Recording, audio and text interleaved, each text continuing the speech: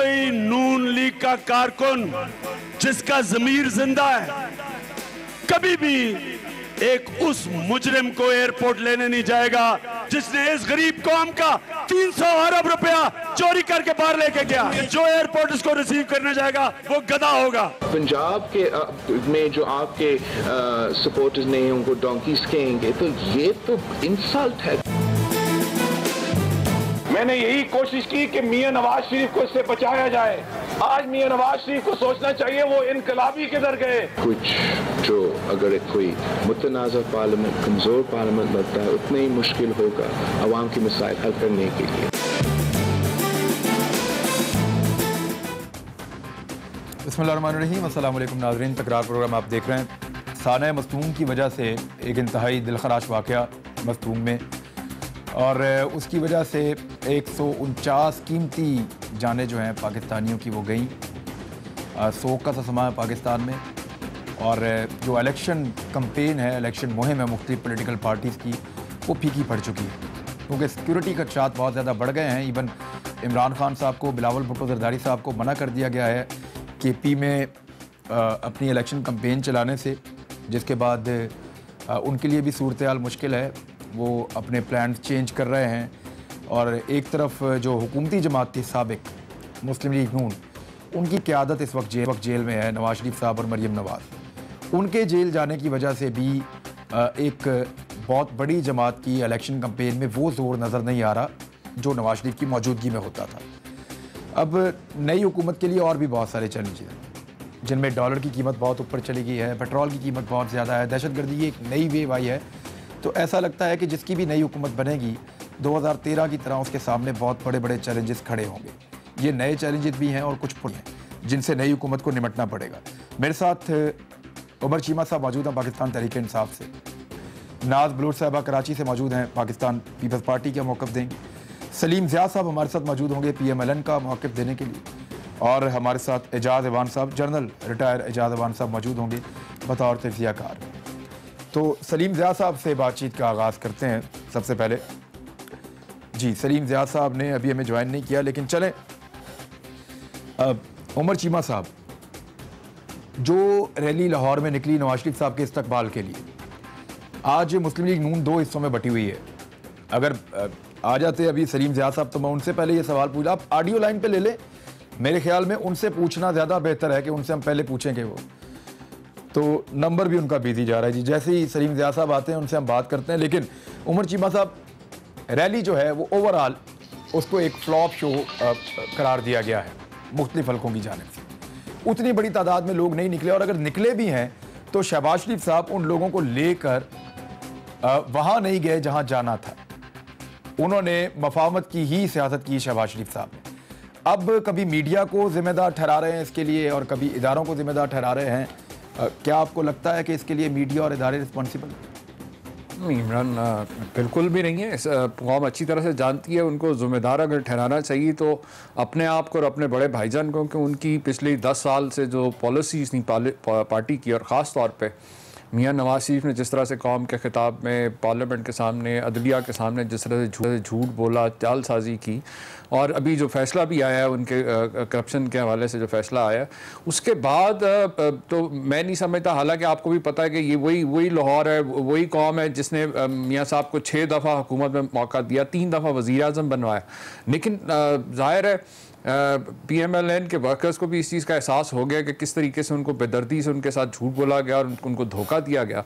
और अगर आप जिस तरीके से आप देखें उस इस्तकबाल से पहले कैप्टन सफदर का भी जब जब हिरासत में लिया गया, तो उस वक्त भी जो ड्रामाई अंदाज जो क्रिएट किया गया, उसके अंदर यकीनन जो फैसिलिटेटर के तौर पर जो सफदर के साथ ज़्यादा बंदे थे, वहाँ तो फिर भी बंदे ज़्यादा थे। नहीं वो तो हाँ, वो जितने भी थे वो सारे आपने देखो तमाशाई थे, वो सिर्फ तस्वीरें, वो वीडियोस बनाने वाले फ़ोन से, कोई वर्कर्स ऐसे थे, वर्कर्स भी ऐसे नहीं थे, वो सिर्फ एक दो उनके अपने जो चमचे थे, जो लोकल लीडर्स, वो उन्होंने आके तस्वीर फ़ोटो सेशन के लिए ज़रूर आ गए। पहली बात तो ये कि इमरान, PMLN के अंदर के वर्कर में लीडर्स खमीरी नहीं है एहतजाज का, क्योंकि ये वो जमात है, ये उस जिसके लीडर्स ने पहले दिन से ही जो है डिक्टेटर्स की गोद में बैठ के जो है इक़्तिदार संभाला। फिर जब भी ये उनका पहला टेस्ट है, और वो दोनों जेल गए हैं, नवाज शरीफ साहब भी और मरीम नवाज साहिबा दोनों जेल गए हैं।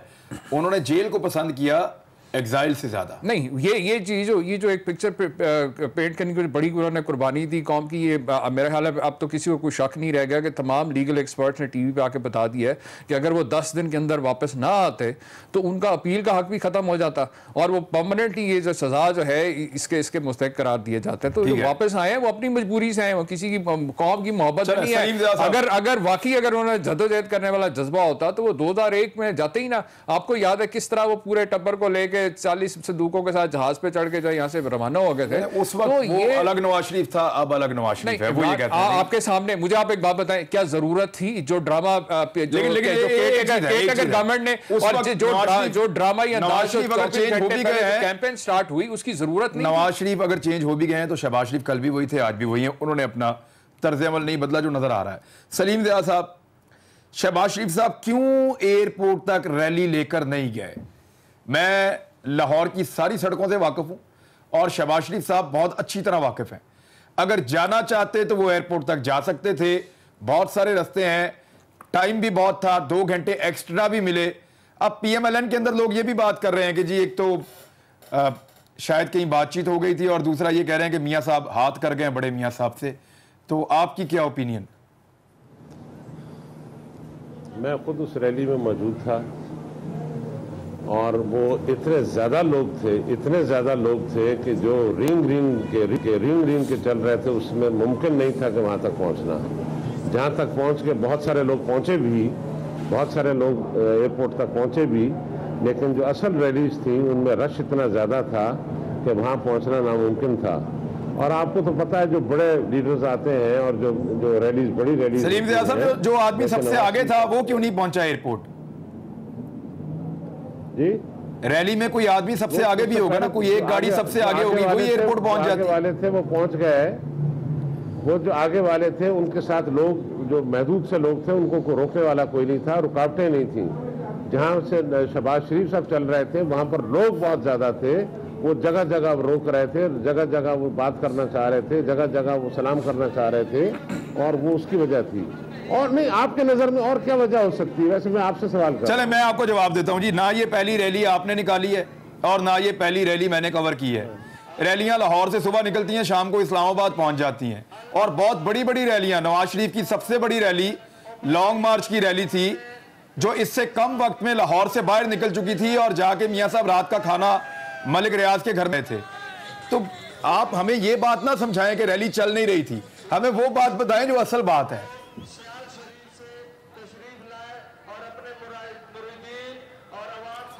आवाज का कोई इशू है? दोबारा बात करते हैं। नाज बलोच साहबा, नवाज शरीफ साहब ने बरतानिया में सियासी पनाह ले ली है, ये जरदारी साहब का 1 हफ्ता पहले का स्टेटमेंट है। वो कह रहे थे कि नवाज शरीफ साहब वापस नहीं आ रहे, सियासी पनाह ले ली है, क्योंकि जरदारी साहब को यह लगता था कि नवाज शरीफ साहब हमेशा की तरह एस्टेब्लिशमेंट के साथ डील करेंगे और हमारी लड़ाई करा के हमेशा निकल जाते हैं। लेकिन अब मियाँ साहब ने गिरफ्तारी दे दी है, उनकी बेटी ने भी गिरफ्तारी दे दी है। क्या आपके शिकवे और शिकायतें कि एस्टेब्लिशमेंट के साथ मियाँ साहब डील कर लेते हैं वो खत्म हो गई अब? बिस्मिल्लाहिर्रहमानिर्रहीम। देखें, जो पास्ट रिकॉर्ड है मियाँ साहब का, जिस तरह वो जद्दा चले गए पिछली दफ़ा और उन्होंने जेलें नहीं काटी, बल्कि ये कि पीपल्स पार्टी के ऊपर जितने भी पॉलिटिकली मोटिवेटेड केसेस का सामना आसिफ जरदारी साहब को 11 साल जेलों का करना पड़ा, वो यही नून लीग की ही कारस्तानियाँ थीं। और आपको याद होगा कि जस्टिस कयूम की टेप निकाल के देख लें, ये मुख्तलिफ बहुत सारी बेशुमार वाक़यात हैं जो ये साबित करती हैं और इस्टेब्लिश करती हैं इस बात को कि PMLN ने हमेशा खुद ही जमहूरियत को सबसे ज़्यादा नुकसान पहुँचाया। लेकिन उस बात के बावजूद मैं समझती हूँ, जिस तरह आपने भी अपने इंट्रो में ये बात बताई है कि चूँकि उनका, और ये दुरुस्त है, ये एक हकीकत है कि 10 दिन के अंदर अपील की एक मुद्दत है जो उनको आकर यहाँ पे अपील करने का एक टाइम फ्रेम था, वरना उसके बाद ये सज़ा उनकी जो है ये बिल्कुल एक मतलब कंफर्म हो जाती। तो लिहाजा वो अपनी अपील के लिए, अपील अपनी जमा कराने के लिए, अपील की दरख्वास्त देने के लिए उनको आना था। तो they have come, it's a good thing, अच्छी बात है कि वो अपने आप को सरेंडर किया उन्होंने। नहीं, लेकिन आपको इसमें आपको यकीन नहीं आया अभी? आप यू आर नॉट श्योर कि वो एस्टेब्लिशमेंट के साथ कोई डील नहीं करेंगे इस गिरफ्तारी के बावजूद? देखिए, अभी आपने अर्लियर एक देखिए I think time will tell, because आप खुद अभी थोड़ी देर पहले जिस तरह गुफ्तगू फरमा रहे थे और जो तबसरा कर रहे थे कि शहबाज शरीफ एयरपोर्ट तक नहीं पहुंचे, उसके पीछे क्या महरक़ात हैं और क्या वजूहात हैं, तो गुड कॉप बैड कॉप की सियासत तो PMLN में रही है, तो वो you can't say anything and I can't say anything at this point of time. ठीक है, इलेक्शंस का इंतजार करना पड़ेगा, अभी एक हफ्ता ही रहता है, लेकिन बहरहाल ये अच्छी बात है, मैं समझती हूँ खुशाइंद है कि मियाँ साहब मुल्क में आए हैं और उन्होंने अदालतों के फैसलों का, नैब के फैसलों का एहतराम किया है जो कि लाजिम है, और वो आके उन चीज़ों के सामने सरेंडर कर चुके हैं, तो ये एक अच्छा जेस्चर है, आई थिंक एक्सेप्टेबल है, अच्छी बातें आए हैं। ठीक है, मुझे एक ब्रेक लेनी, वापस आते हैं जनरल एजाज अवान साहब से हम बात करते हैं ब्रेक के बाद इस इशू पे।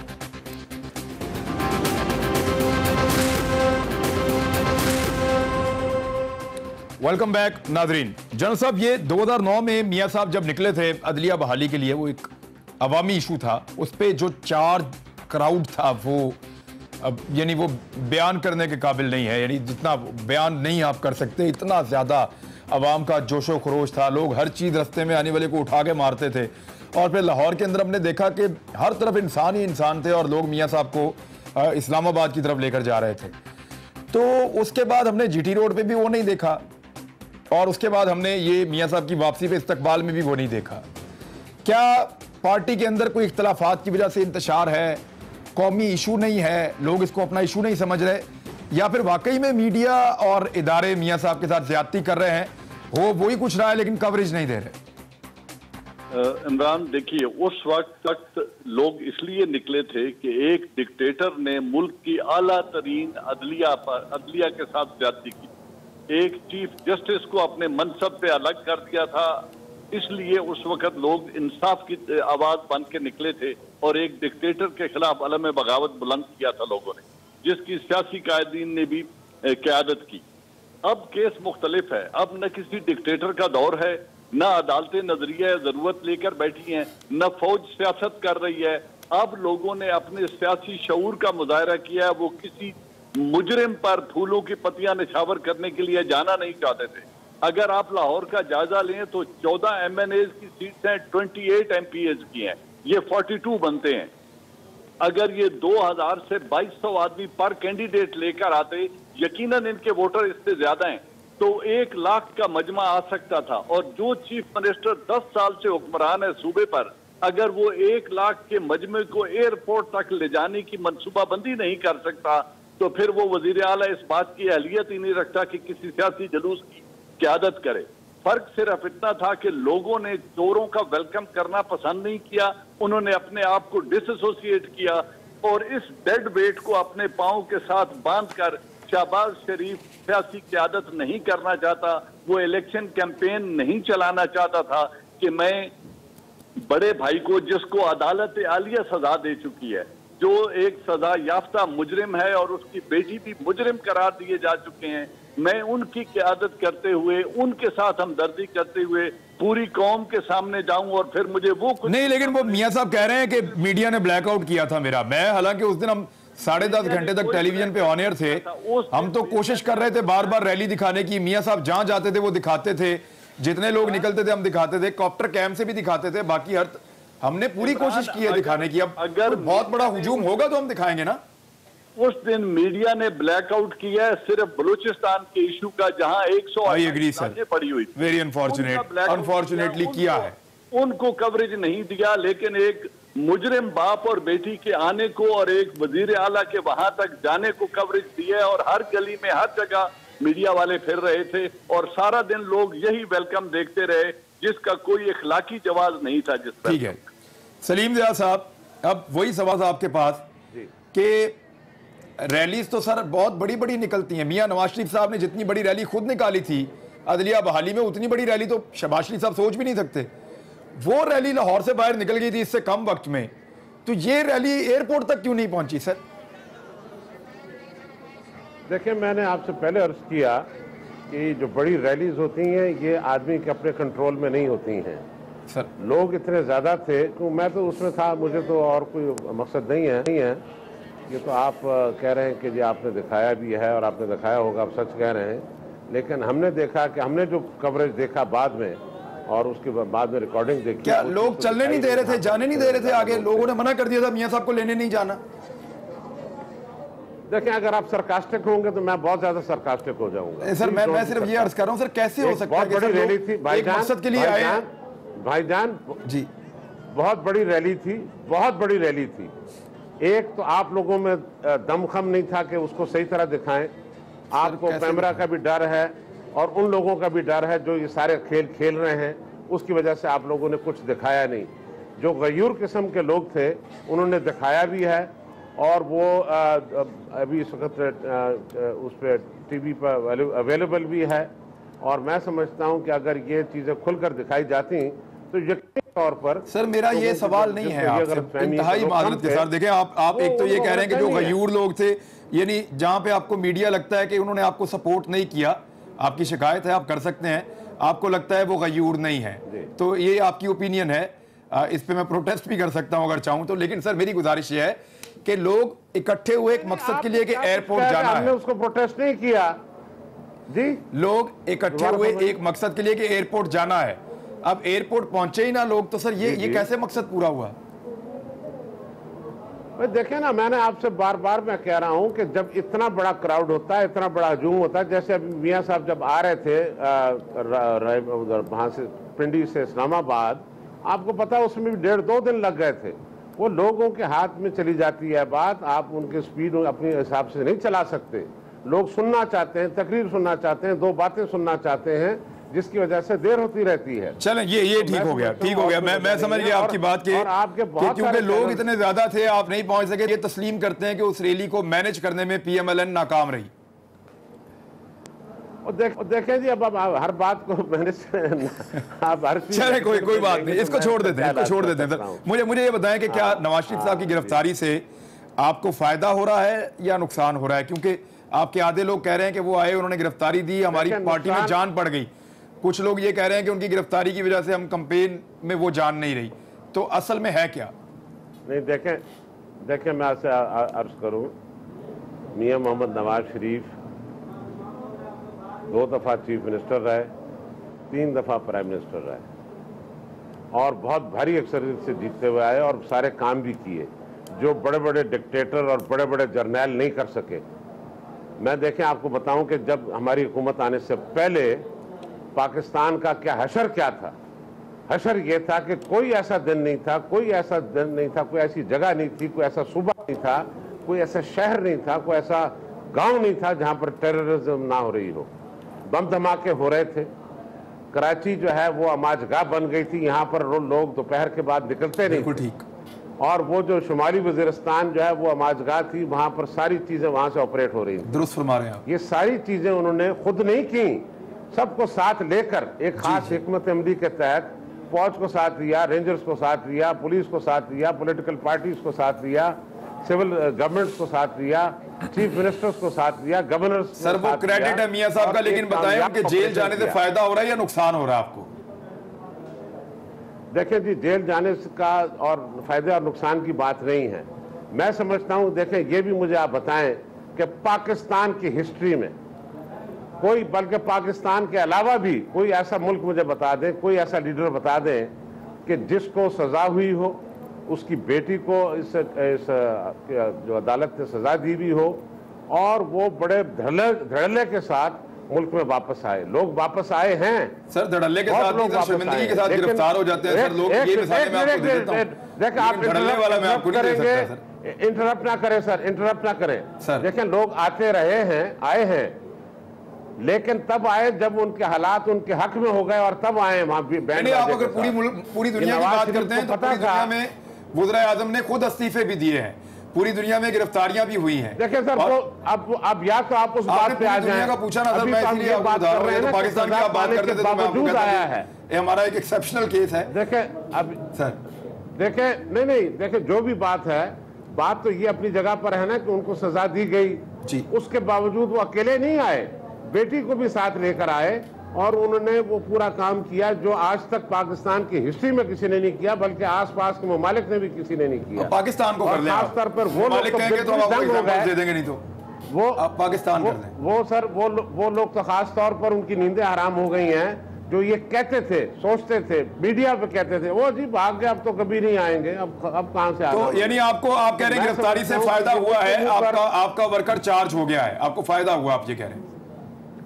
देखिए जी, चार्ज तो उसी दिन हो गया था जब 28 जुलाई का फैसला आया, उस दिन से उनको समझ गया। ठीक है, मुझे ब्रेक लेनी है, आप स्पेसिफिकली आंसर नहीं करें, कोई बात नहीं, मुझे एक ब्रेक लेनी पड़ेगी, एक ब्रेक लें, वापस आते हैं। Welcome back. उमर चीमा साहब, बड़ा इंपॉर्टेंट है, मैं आपके पास आता हूं, लेकिन पहले मुझे नाज से उसको शुरू करने दें। नाज बलोच साहबा, इमरान खान साहब को और बिलावल भुट्टो जरदारी साहब को रोका गया KPA में इलेक्शन कैंपेन करने से और जलसे करने से, बल्कि यहां तक कहा गया कि अगर आप गए तो जान को खतरा हो सकता है, लोगों की जानें जा सकती हैं। उसके बाद वहां पे अपनी कैंपेन को मुअख्खर करना पड़ा दोनों लोगों को। अब इस मामले को सिक्योरिटी रिस्क करार दिया जा सकता है और ये प्रीएम्प्टिव मेजर्स हैं जो लिए जा रहे हैं सिक्योरिटी इदारों की तरफ से। इसको आप धांधली कैसे कह सकते हैं और किसी की फेवर कैसे कह सकते हैं? क्योंकि आपकी तरफ से ये आ रहा है, यानी लग ऐसा रहा है जैसे आप भी वही कह रहे हैं जो PMLN कह रही है। देखिए, वार्निंग तो बिला शक नेक्टा की जानिब से आ चुकी थी पहले ही कि तमाम सियासी जमातें ऑलमोस्ट सियासी जमातों के लोगों को जो है वो इलेक्शन में ख़तरात हैं। लेकिन ये जो आप PTI के साथ मवाजना कर रहे हैं तो ये तो बड़ी एक ख़बर है मेरे लिए, क्योंकि PTI को तो हर जगह इलेक्शन कैंपेन फ्रीली वो कर रहे हैं, उनको तो एक बड़ा ओपन फील्ड मिला हुआ है। बल्कि इनफैक्ट PTI की जो KPK की जो इस वक्त की इंटरिम गवर्नमेंट है, वो उसने भी ओपनली PTI को तो हर जलसा करने की इजाज़त दी। अगर इजाज़त नहीं मिली तो वो पाकिस्तान पीपल्स पार्टी को नहीं मिली। नहीं, तहरीक इंसाफ का भी, इमरान खान की कैंपेन भी, मैं आपकी नॉलेज में इजाफा कर दूं कि बिलावल भुट्टो की और इमरान खान की दो लोगों की कैंपेन अभी तक मनसूख हुई है वहां पे। अच्छा, मैं आपको पहले ये बता दूं कि जब बिलावल साहब पंजाब में, जैसे ही सिंध से पंजाब में गए इलेक्शन कैंपेन के दौरान, तो उनको उच्च शरीफ के मकाम पे रोक दिया गया। मुल्तान में पुलिस ने उनको रोक दिया। अब मेरी समझ में नहीं आता कि ये पुलिस जो है, जो निगरान हुकूमत की केयरटेकर सेटअप की जो हुकूमत है, ये कर क्या रही है, ये करना क्या चाहती है, मैसेज क्या दे रही है? यानी कि एक पॉलिटिकल पार्टी जो वफाक की अलामत है, पाकिस्तान पीपल्स पार्टी, और चारों सूबों की जंजीर बेनजीर साहिबा को हमेशा कहा जाता था। आज अगर एक लीडर जा रहा है, हर सूबे में जाना चाहता है, इलेक्शन कैंपेन करना चाहता है, तो उसको आप पंजाब में जाने से फौरन पुलिस आ जाती है, रोक देती है। ये अच्छा मैसेज तो नहीं जा रहा और ये बड़ा एक नेगेटिव मैसेज जाता है। लेकिन उसके बावजूद पीपल्स पार्टी ने अपना कैंपेन बड़े ऐसे तरीके से, अच्छे तरीके से हमने अपना कैंपेन रन किया। हमने जो सस्पेंड की है कैंपेन, वो मसलूम के वाक़े और जो ये पे दर पे अटैक्स हुए हैं, इसमें हारून बिलोर साहब की शहादत और रईसानी साहब की जो शहादत हुई है, उस और तमाम वो लोग जो जिनकी जानें गई हैं, उनके बाद पीपल्स पार्टी ने सॉलिडेरिटी के तौर पर हमने अपनी मनसूख कर दी कैंपेन्स। जी ठीक है उमर चीमा साहब, साथ ही साथ आपको ये बताऊं, ये तासुर बन रहा है, निशान है इमरान, एक बड़ा सवालिया निशान है। मेरी एक बात मुकम्मल होने दें भाई। एक बड़ा सवालिया निशान है कि मेरी समझ में एक बात नहीं आती। अभी थोड़ी देर पहले सलीम जिया साहब बात कर रहे थे कि जी हम अमन लेकर आए, हमने सारे हालात अच्छे कर दिए, सब बड़ा अच्छा हो गया। तो ये कैसा अमन आप लेकर आए कि जब तक आपकी हुकूमत थी तो चीज़ें ठीक होती हैं, आप हट जाते हैं? तो ये लॉन्ग टर्म पॉलिसीज क्यों नहीं थी? तमाम सियासी वो तो सारे कह रहे थे ना नेशनल एक्शन प्लान पे अमल दरामद नहीं हुआ। और बिलावल ने बताया कि अगर नेशनल एक्शन प्लान पे पूरा अमल दरामद होता तो पाकिस्तान के हालात ऐसे नहीं होते। उमर चीमा साहब, मैदान में आपको अकेला छोड़ दिया गया और ये तासुर बन रहा है, ये परसेप्शन है कि अब अकेले ही जो है वो आपको मौका दे दिया गया कि आप बड़े आराम से ये इंतखाबात जीत जाएं और आपकी हुकूमत आ जाए और बाकी सबको जानबूझ के मैदान से निकाल दिया गया। नहीं इमरान, मौके वाली बात नहीं है। हाँ, अल्लाह ताला ने मौका, अब क्योंकि कौम ने देख लिया हकीकत, हम तो 22 साल से अकेले इन तमाम स्टेटस को की फोर्सेस का मुकाबला कर रहे हैं। और बिल्कुल ठीक कहा इन्होंने कि इमरान खान का कोई मुकाबला नहीं किया जा सकता है ऐसे लीडरों के साथ जिन्होंने इस कौम को लूटा हो और जो गीदड़ों की तरह छुप के बैठते रहे हो। लीडर का काम होता है, उसको कोई ना कोई इदारा पड़ जाता है। मुझे आप एक बात बताएं इमरान, 2013 के इलेक्शन के अंदर भी इसी किस्म की हालात थे। इलेक्शन के दौरान जो आपको याद है ANP और के लीडर्स के ऊपर भी हमले हुए, इसी किस्म का माहौल पैदा किया। पाकिस्तान के अंदर पिछले 16-17 साल से खुदकुश हमले हो रहे हैं, लेकिन काफी अरसे से इस पे कमी आ चुकी थी और उसके बाद अचानक ही जो नई लहर आई और खास तौर पे के लोगों पे आप देखें, खास तौर के लोगों पे भी हुए हैं। नहीं, मुझे आप एक बात बताएं, कि खान साहब को भी ये जो है इंफॉर्मेशन दी गई है एजेंसीज़ की तरफ से कि जनाब के थ्रेट्स हैं, सारा कुछ है। उन्होंने रोना धोना नहीं किया इन लोगों की तरह जो आप कह रहे हैं कि जनाब ये दोनों एक ही बात कर रहे हैं। इनकी तो बोलिए भी एक ही राग अलाप रहे, क्योंकि इन दोनों का गोल, इनका टारगेट, इनका मुकाबला एक ताकत से, ये अंदर से एक है, इन सबको यही तो कहते हैं हमारा मुकाबला एस्टेब्लिशमेंट से है। लेकिन इनका ये एस्टेब्लिशमेंट की पैदावार है, इनका क्या मुकाबला हो सकता है? एस्टेब्लिशमेंट तो हमेशा इनको बचाया है, आज भी एस्टेब्लिशमेंट इनको बचा रही है, क्योंकि इमरान खान और तब्दीली से खौफजदा हैं वो लोग जो इस मुल्क में 70 साल से जो है इस मुल्क को तबाही के धाने पर लेके आए हैं। आज आप आने वाले दिनों में देखिएगा, अगर आपके खिलाफ तहरीक तैयार हो जाएगी इलेक्शन के बाद हुकूमत आई तो, क्योंकि सब कह रहे हैं कि हमारे खिलाफ प्री पोल रिगिंग हो रही है, लेवल प्लेइंग फील्ड। वो तो जाहिर है हार देखना, इस कहते हैं इस नविश्ता दीवार देख के, हार देख के तो इन्होंने रोना धोना करना, ये किस मुंह से कह सकते हैं? ये 30-40 साल से हुकूमत में रहे, ना इलेक्शन कमीशन, अदालतें, पुलिस, बाकी सारा कुछ, ये जो कुछ भी है इन्हीं का मरून है, इन्हीं का गंद छोड़ा हुआ है जो कौम भुगत रही है। और जिसको साफ करने के लिए इमरान खान और पीटीआई को सियासत में आना पड़ा, वरना आपके सामने देखें ये जो रोना धोना कर रहे हैं कि जी हमें रोक दिया गया और हम अंदर बैठ गए, इसलिए कि इनको पता है कि बाहर बंदे नहीं निकलते इनके लिए। चले मुझे एक ब्रेक अभी एक सेकंड इमरान, मुझे एक बात बताएं।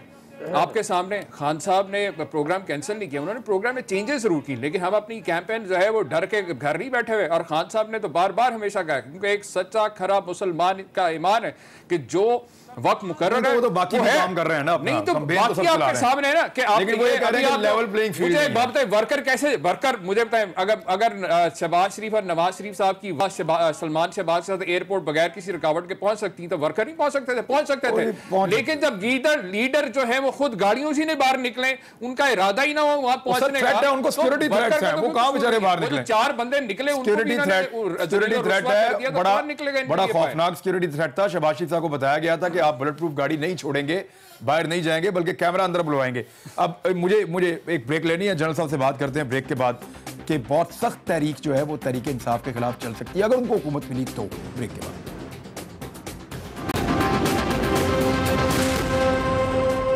वेलकम बैक नाजरीन। जनरल साहब, ये इंपॉर्टेंट है, एक तो एस्टेब्लिशमेंट के ऊपर इल्जाम लग रहा है पॉलिटिकल पार्टीज की जानिब से कि लेवल प्लेइंग फील्ड नहीं दी जा रही। 6 पार्टीज बड़ी ये कह चुकी हैं, जो नेशनल लेवल की पार्टी, वो अगर इलेक्शन से पहले ये कह रही हैं तो आने वाली हुकूमत के लिए कितना चैलेंजिंग होगा कि कोई एक बड़ी उनके खिलाफ कंपेन भी चल सकती है, या ये सिर्फ इलेक्शन तक के लिए एक नारा है? और दूसरा, एस्टेब्लिशमेंट के लिए कितना चैलेंजिंग है कि उनको बाकायदा इस सारे प्रोसेस के अंदर लाके खड़ा कर दिया है? इमरान, मुझे बड़े अफसोस से ये कहना पड़ता है कि इट हैज बिकम फैशनेबल, ये एक फैशन बन गया है कि तमाम तर इल्जामात उस अदारे पर डाल दिए जाएं जो अदारा टेलीविजन पे बैठ के अपना दिफा करना जरूरी नहीं समझता। बात सिर्फ इतनी से है कि इंटेलिजेंस एजेंसीज का काम इतना मुश्किल है, अगर वो फोरवार्न करें जो उनका काम है, खतरात से पेश की इतला दें तो वो सियासत कर रहे हैं, और खतरा खुदा न खास्ता नुकसान होने के बाद बात करें तो इंटेलिजेंस फेलियर बन जाता है। हमारी कौम इस बात की मुतहम्मिल नहीं हो सकती। हमने बेनजीर को खोकर मुल्क का बहुत भारी नुकसान हुआ है, बलोर साहब को खोकर मुल्क का बहुत भारी नुकसान हुआ है, रईसानी साहब को खोकर हमारी सियासत का बहुत भारी नुकसान हुआ है। खुदा न खास्ता हम इन खतरात के मुतहम्मिल नहीं हो सकते। इस वक्त बिलावल साहब की रैली रात के वक्त भी रवा दवा है अटक से पिंडी गेट की तरफ, इस वक्त भी चल रही है। हमने सिर्फ इनको इंटेलिजेंस अदारों ने इनको फोरवार्न किया था कि खतरा है, टेक सेफ गार्ड, और अगर आप थोड़ा सा तब्दीली कर ले अपने प्रोग्राम में तो आपके लिए बेहतर होगा। अब रही बात कि जी इससे क्या रिपरकशन क्या है, पहली बात यह है कि हमारा अदारा अपनी ड्यूटी कर रहा है, वो सिक्योरिटी जहां प्रोवाइड कर सकता है कर रहा है, अपनी जानों की कुर्बानी दे रहा है, जहां उसने फोरवार्न करना है, लोगों को पेश की इतला दे रहा है कि खुदा के लिए अपनी भी हिफाजत करें, हमारा काम भी आसान करें। इसको सियासी रंग देना बहुत बड़ी ज्यादती है, खुदा के लिए ये न करें अदारों। माहौल सियासी बना हुआ ना जनरल साहब, शायद उस माहौल का असर है कि क्योंकि इलेक्शन बहुत नजदीक है। देखिए हमारे मुल्क में ये कब नहीं हुआ, इस वक्त MQM कराची में शोर मचा रही है, इंटरिम गवर्नमेंट पीपल्स पार्टी और MQM ने मिलकर बनाई है, और MQM कह रही है जी हमारे पोस्टर रिमूव किए जा रहे हैं, हमें वो जो कैंपेन है वो करने का हक नहीं दिया जा रहा। क्या वहां भी जाके कोई मुदाखलत कर रहा है? तो हम अच्छा चलें, इसमें मुझे एक चीज जरा सलीम ज़िया साहब से भूले। सलीम ज़िया साहब, हर इलेक्शन में मैं सिर्फ आपकी बात मुकम्मल कर रहा हूं। सलीम ज़िया साहब, आप लोग शिकायत करते हैं, लेकिन आपके वो बंदे जो आपके पास हैं जिन्होंने आपकी पार्टी को नहीं छोड़ा, अगर उनको दबाव दिया है एस्टेब्लिशमेंट की जानिब से, तो वो बंदे आप अभी तक मंजरे आम पे क्यों नहीं लाते? वो एक मुल्तान वाला वाकया था, वो बंदा खुद आकर कह गया वो तो छापा किसी और महकमे का था। यानी अगर आप बंदे लेकर आ जाएं सामने, वो आके खुद शिकायत करें तो जरा क्लियर हो जाएगा। और दूसरा, बिलावल की आपको आधी बात बहुत अच्छी लगी है कि लेवल प्लेइंग फील्ड नहीं है। बाकी आधी बात में उन्होंने ये भी कहा कि अगर नेशनल एक्शन प्लान पे साबिक हुकूमत हटदर्मी ना करती तो आज हालात मुख्तलिफ होते। बाकी आधी का आप जिक्र नहीं करते। नहीं, देखें, मेरी अर्ज यह है इमरान भाई कि नेशनल एक्शन प्लान अगर इतने अरसे वहाँ पर अमन रहा पाकिस्तान के अंदर, जहाँ मैंने पहले अर्ज किया था कि हालात ये थे कि शहरों को तो छोड़ दें, सिविलियंस को तो छोड़ दें, ये ब्लडी सिविलियंस की कोई अहमियत है अंदर घुसे रहे, वो हालात वो खराब हो गए थे, अंदर घुस गए थे। देखें जी, मैं आपको बात बता रहा हूँ, समझे ना। दूसरी बात यह है कि मेहरान बेस में घुस गए थे, फिर साथ साथ एबटाबाद का भी मामला हो गया, बहुत सारे मामलात हुए। इस कदर हालात खराब थे कि लोग समझते थे कि यह पाकिस्तान जो है यहाँ रहने के काबिल ही नहीं है।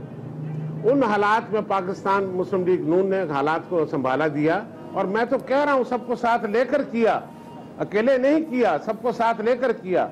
सूबाई हुकूमतों को लेकर लिया, फौज को लिया, रेंजर्स को लिया, सबको साथ लिया। और रेंजर्स तो पिछले कई सालों से है वहां पर, उनको इख्तियारात नहीं दिए गए थे। मुस्लिम लीग का कारनामा यह था कि उन्होंने रेंजर्स को इख्तियारात दिए, बिल्कुल दिए, बाकायदा पार्लियामेंट से इख्तियारात लेके दिए, और फिर जाकर ये मामला जाके अपनी जगह पर आया। लेकिन नेशनल एक्शन प्लान के नुकात पे अमल दरामद नहीं हुआ, ये आपकी हुकूमत ने खुद एडमिट भी किया। सलीम ज़िया साहब से ये भी पूछ ले कि इस इतने सूरमा वजीर आजम ने अपने ट्रूप्स का हौसला अफजाई के लिए कितने विजिट किए हैं नॉर्थ वजीरिस्तान के, कितनी दफा जाके अपने सिपाहियों के साथ खड़े हुए हैं, जिस तरह ओबामा आके। सर क्या इसका गुस्सा उतार रही है एस्टेब्लिशमेंट, मामला है क्या? देखें बात सुने, जो जिसका काम होता है वो उसको ये काम करना चाहिए, और वो अपना काम कर रहे थे। ठीक है, मुझे आप दोनों मुझे नाज से एक बात, नेशनल एक्शन प्लान पर अमल दरामद करना। नाज, आपके बारे में एक तासुर ये आ रहा है कि आप नून लीग को ये भी कहते हैं कि शरीफ खानदान को सजा हुई है तो वो अपने अंजाम को पहुंचा, अपने किए की सजा भुगत रहा है। साथ आप ये भी कहते हैं कि उनके साथ ज्यादती हो रही है। आप विकेट के दोनों तरफ, दोनों टीमों में क्यों खेल रहे हैं? दोनों टीमों में तो रेलू कट्टा खेलता है। देखिए इमरान, मैं एक बात वाजे कर दूं कि पाकिस्तान पीपल्स पार्टी का स्टांस बिल्कुल वाजे है कि अदालतों के फैसलों का एहतराम पीपल्स पार्टी ने हर दौर में किया। यहाँ तक कि जुल्फिकार अली भुट्टो शहीद को फांसी दे दी गई, और वो उनके साथ जो ज्यादती और नाइंसाफी हुई वो एक इनजस्टिस थी बहुत बड़ी, जिसको आज तक लोग मानते हैं कि वो नाइंसाफी हुई उनके साथ। चले, अब मेरे पास वक्त खत्म हो गया, आप पैसे सर आपने नहीं दिया, मामला किसी और तरफ ले गए हैं भुट्टो साहब के, लेकिन दोबारा बात कर लेंगे कल के प्रोग्राम में। अब तक के लिए इतना ही, अपना ख्याल रखिएगा, अल्लाह हाफ़िज़।